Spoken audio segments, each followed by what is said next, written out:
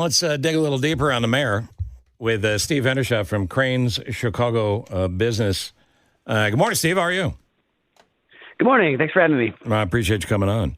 The piece that you wrote that's up and available at chicagobusiness.com, headline, Chicago Problems Become Brandon Johnson's to Solve. I honestly don't know if he solved them based on his verbiage because I never know what he's saying. It's just kind of a word salad. Does he answer questions directly?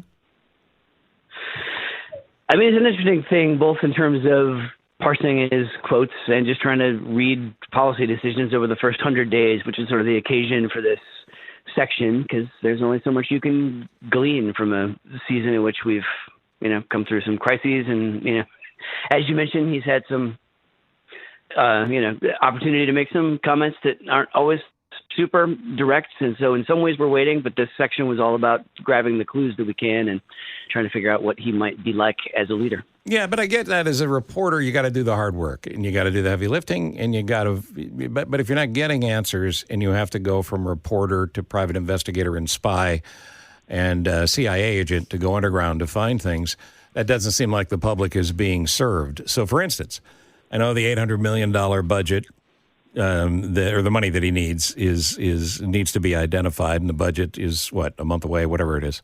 But shouldn't we know more than we know? We almost never know more than we know.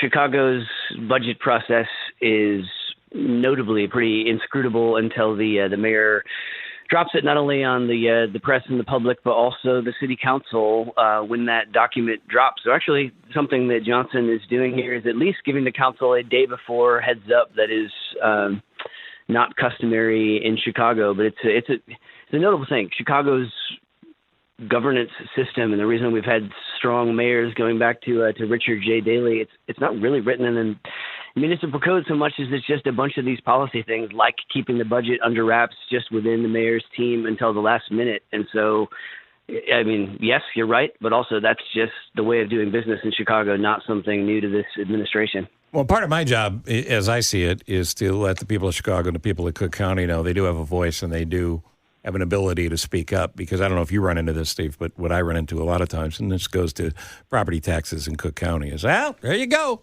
That's what they do. And that's what they do means the system gets to repeat itself over and over again. So if the budget isn't revealed till a little bit before, and maybe the council gets a look at it a little bit ahead of time, that still doesn't answer the larger question for the public's ability to know what their taxpayers' dollars are being spent on. Right, and that's why, looking at this, it's on the one hand, I mean, this whole story was parsing clues, hard to draw anything conclusive, and so you can be optimistic about some of the stuff. I highlighted a youth budget engagement forum that they not only did that they didn't have to do, but really leaned into to try to get a lot of students, teens in the room at the Harold Washington Library. I mean, it's back to that. It's the first 100 days. What are you going to do to at least indicate the kinds of things that might be of value? Because you can't cover the waterfront in 100 days as you're putting together an organization. So if you want to be optimistic that we're entering an era of greater transparency, collaboration, public engagement, and so forth, you look at events like that. You look at the fact that the council is getting read in the night before. But there's also some things about the timeline that we haven't necessarily seen movement in a positive direction, and I very much would not be surprised if this continues to be Chicago's business as usual, if our only hope for expanding that engagement is just waiting for a mayor that wants to do it. I think, to your point, I'd love to see that budget process opened up, and it's probably going to take some people banging on the door to make it happen. Well, Steve, when I think of a mayor, I want a leader. Right. So I want a leader who's going to be transparent, who's going to be available, who's going to speak clear and concise. And so far, I haven't seen any of that from Brandon Johnson as the leader, being our mayor, which concerns me. However, okay, first 100 days. Maybe he's still on a learning curve, although I don't want a learning curve if you're going to be our mayor. Do you feel like he has leadership capabilities coming? Will we see this person become a leader for our city? I think so. One of the things that guided this thought is in the spring, I had done a deep dive on the city council, spoken to a lot of community folks, a lot of older persons, and about the last administration. And one of the things that stuck out to me is, there's the whole question about whether our leader is a strong mayor, but also whether they're a skilled mayor, whether they're sort of capable of forming unexpected coalitions, coming to creative compromise solutions, things like that. And I was getting a lot of that sort of soft skill pushback that, regardless of what anyone thought of Mayor Lightfoot's policies, a lot of people didn't enjoy working with that team or with her particularly. And honestly, what the read I got on Mayor Johnson is that, here is someone who is listening to some extent and seems friendlier to work with. So, I mean, to your point, I don't know. There's a lot to be done, and we'll see. It's like one thing to have someone who's willing to sit on the other end of the table and listen, and the budget will be one of those moments once we see it actually unveiled that reveals whether this is actually someone who has listened or just has been on the other end of the table.